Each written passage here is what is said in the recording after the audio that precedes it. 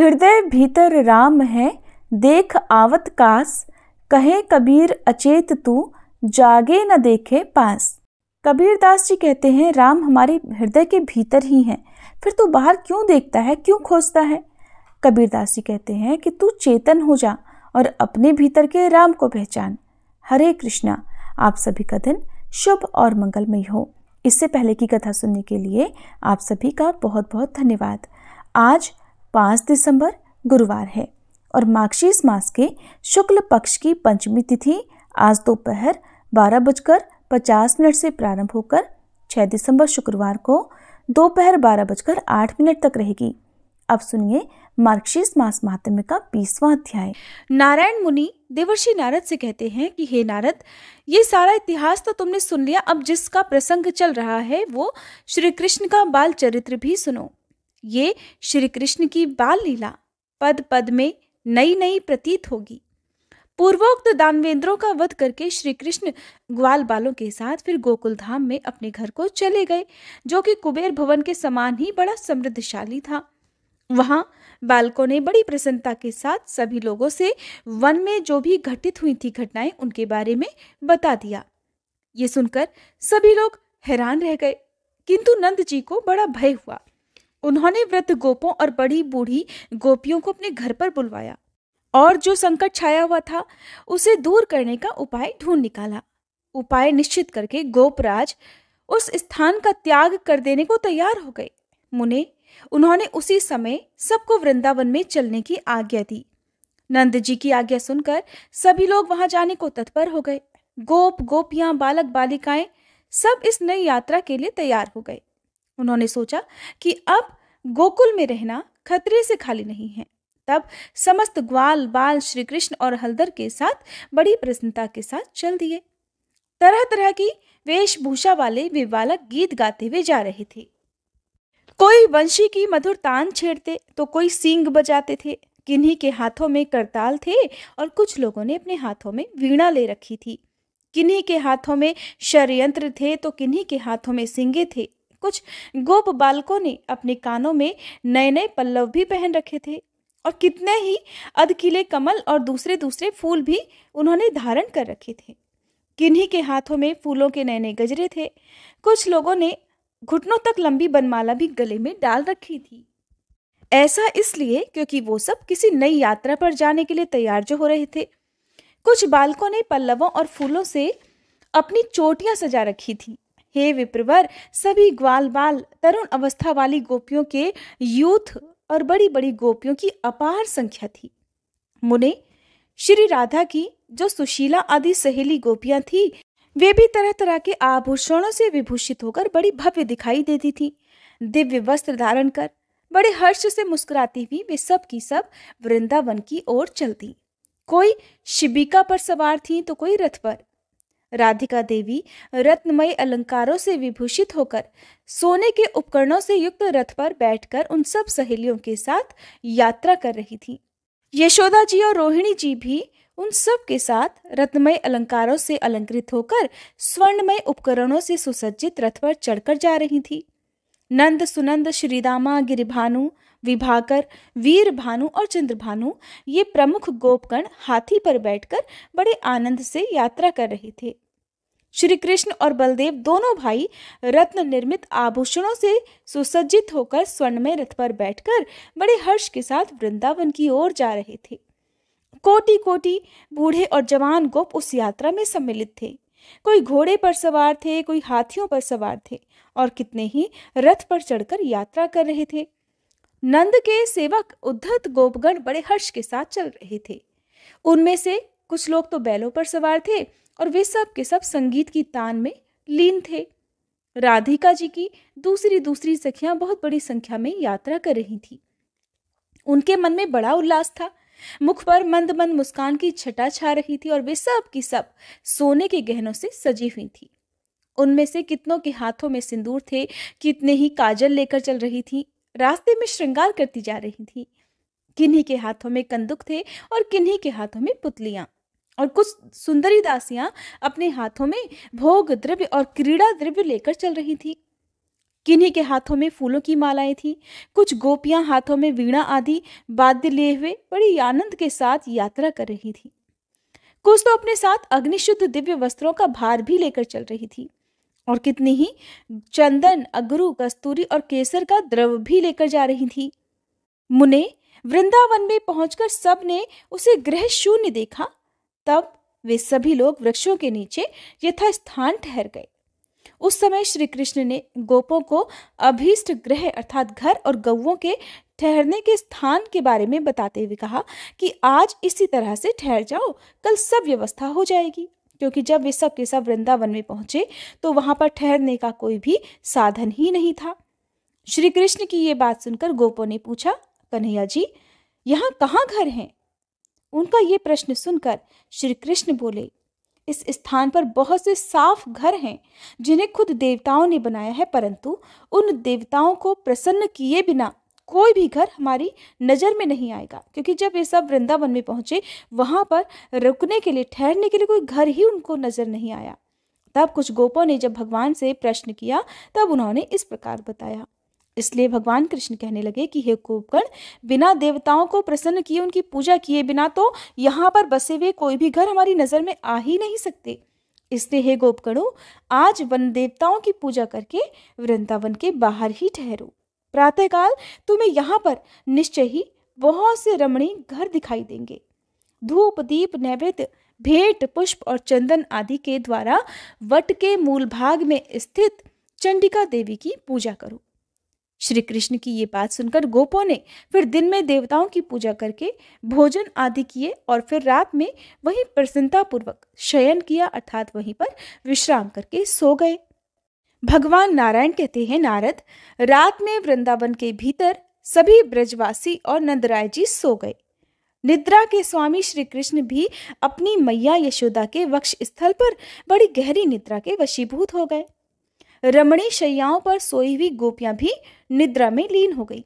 कोई शिशुओं को गोद में लेकर, कोई अपनी सखियों के साथ सटकर, कोई छकड़ों पर और कोई रथों पर ही स्थित होकर निद्रा से अचेत हो गई। पूर्ण चंद्रमा की चांदनी फैल जाने से जब वृंदावन स्वर्ग से भी अधिक सुंदर लगने लगा, नाना प्रकार के पुष्पों का स्पर्श करके बहने वाली मंद मंद वायु से जब वह सारा वन प्रांत सुवासित अर्थात सुगंधित हो उठा, तब समस्त प्राणी निश्चेष्ट होकर सो गए। और रात में पंचम मुहूर्त के बीत जाने पर शिल्पियों के गुरु के भी गुरु भगवान विश्वकर्मा जी वहां आए। उन्होंने दिव्य और महीन वस्त्र धारण कर रखा था। उनके गले में मनोहर रत्नमाला शोभा दे रही थी। वे अनुपम रत्न निर्मित अलंकारों से सुशोभित थे। उनके कानों में कांतिमान मकराकृत कुंडल झलमला रहे थे। वे ज्ञान और अवस्था में वृद्ध होने पर भी किसी किशोर की तरह दर्शनीय थे। अत्यंत सुंदर, तेजस्वी और कामदेव के समान कांतिवान थे। उनके साथ विशिष्ट शिल्प कला में निपुण 3 करोड़ शिल्पी भी थे। आप जानते हैं क्यों थे?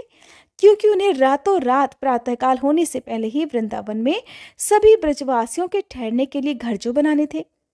उन सब के हाथों में मणिरत्न, हेमरत्न और लोहे से बने हुए अस्त्र थे। कुबेर वन के किंकर यक्ष समुदाय भी वहां आ पहुंचे। वे स्फटिक मणि और रत्नमय अलंकारों से विभूषित थे।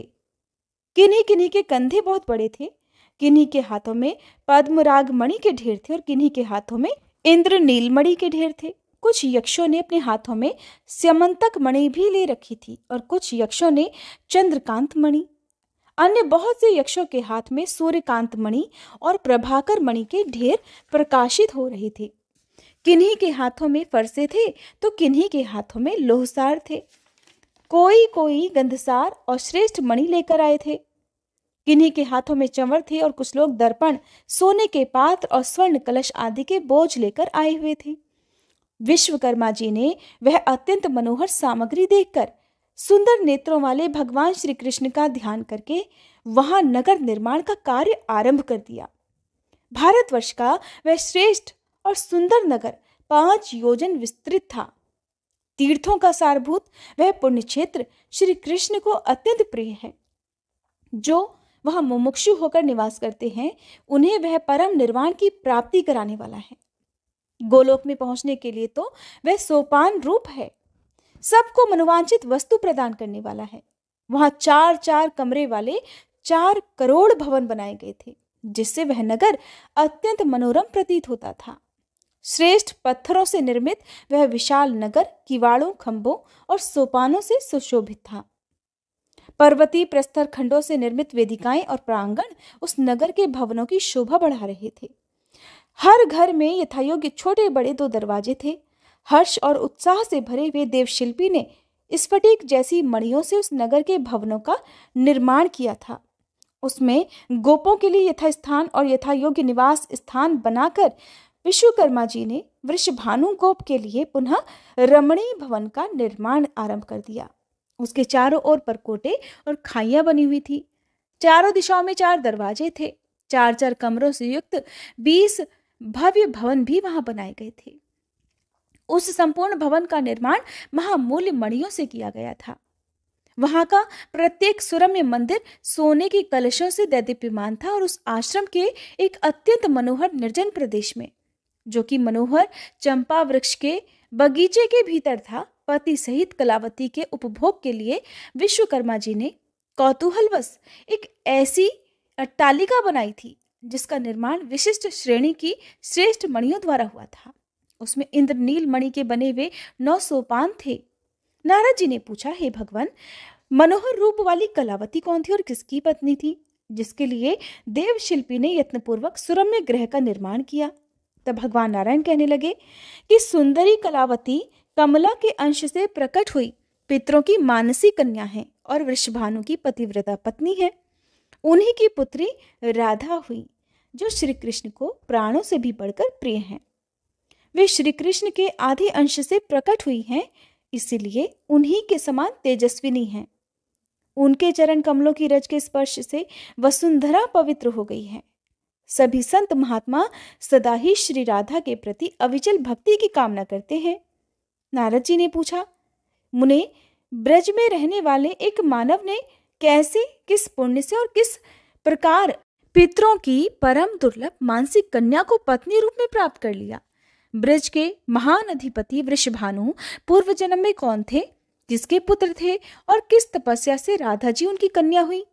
श्री सूत जी कहते हैं कि नारद जी की यह बात सुनकर ज्ञान शिरोमणि महर्षि नारायण हंस दिए और प्रसन्नता पूर्वक उस प्राचीन इतिहास को इस प्रकार बताने लगे।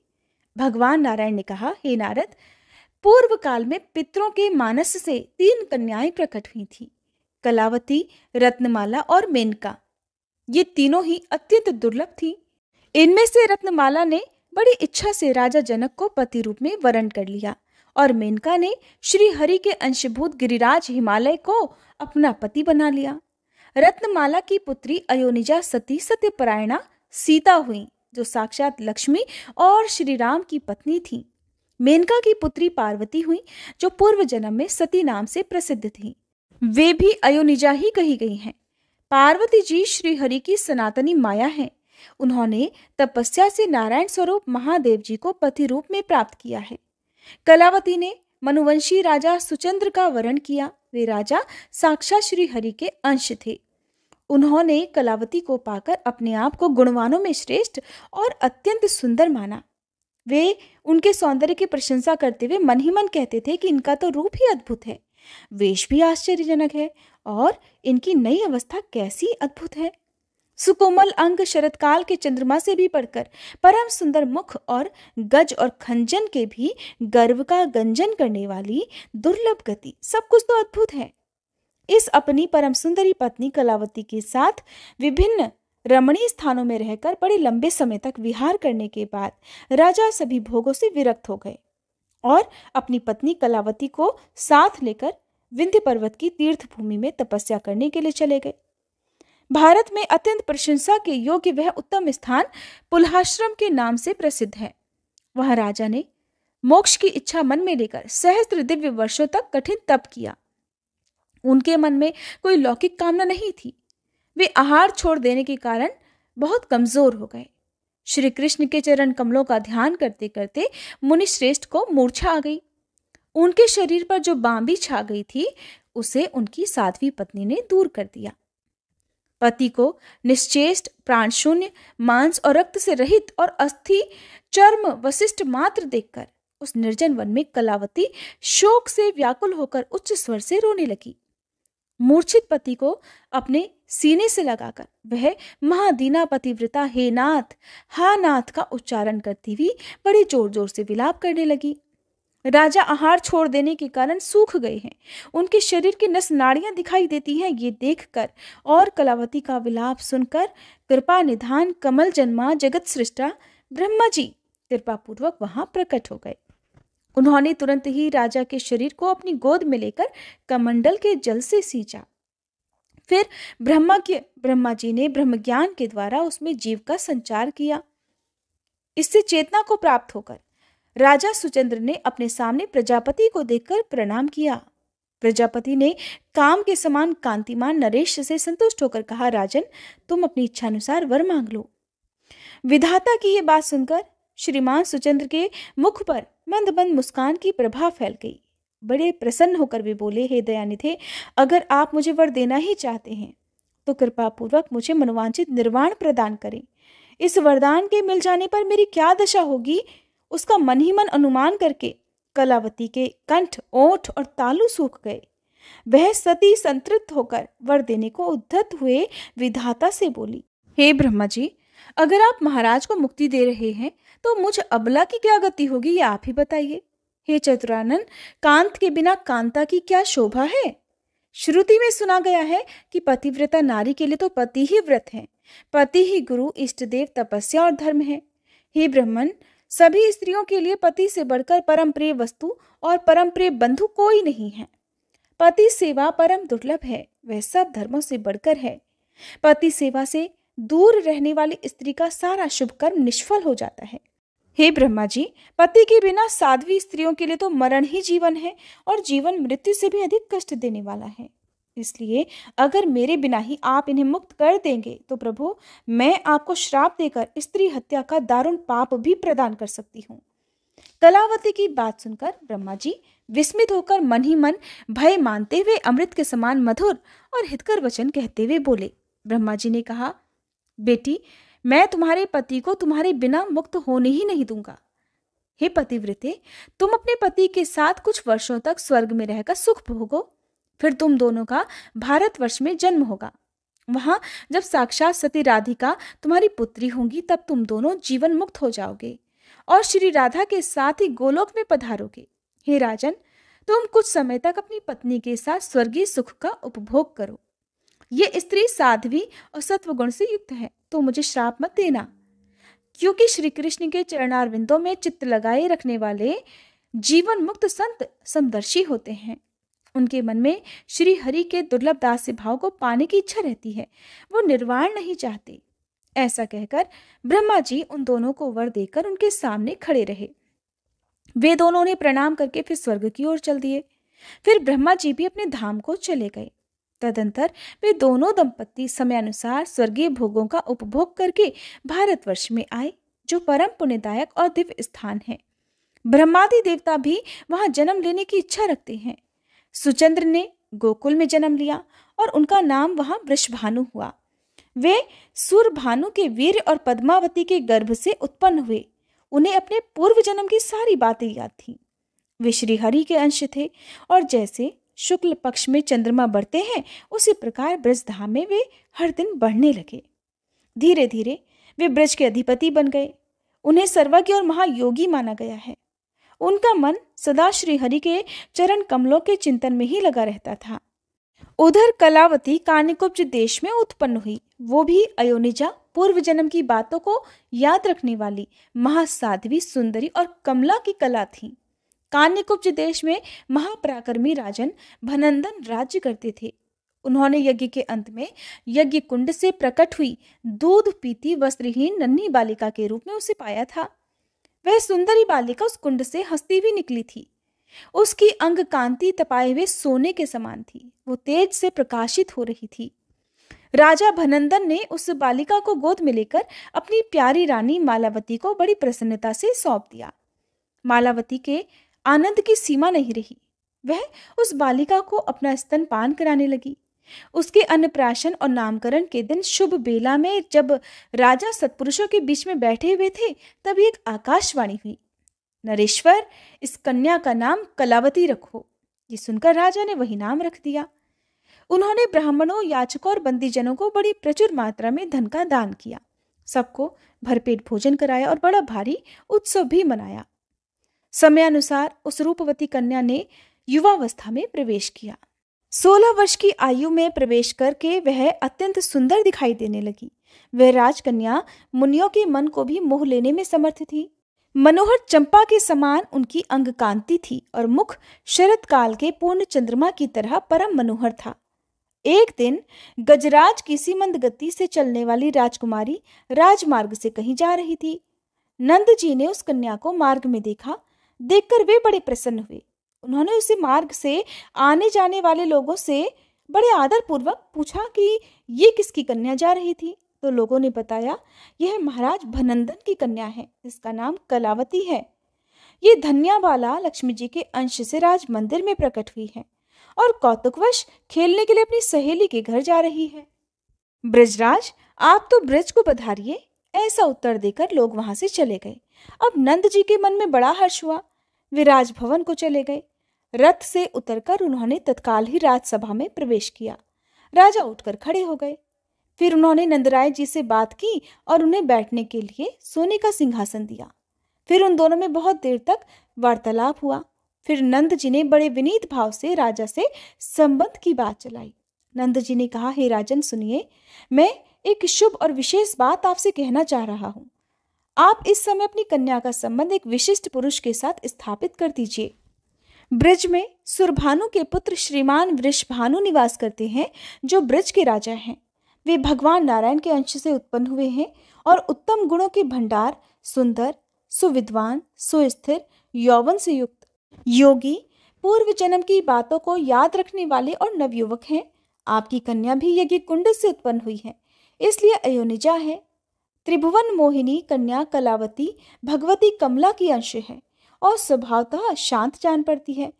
वृषभानु आपकी पुत्री के योग्य हैं और आपकी पुत्री भी उन्हीं के योग्य हैं। मुने राजसभा में ऐसा कहकर नंद जी मौन हो गए। तब राजा भनंद ने विनय से नम्र होकर उन्हें इस प्रकार उत्तर दिया। राजा भनंद ने जो कुछ भी कहा उसका वर्णन आप अगले अध्याय में सुनेंगे। अब सुनिए श्री कृष्ण चालीसा पाठ।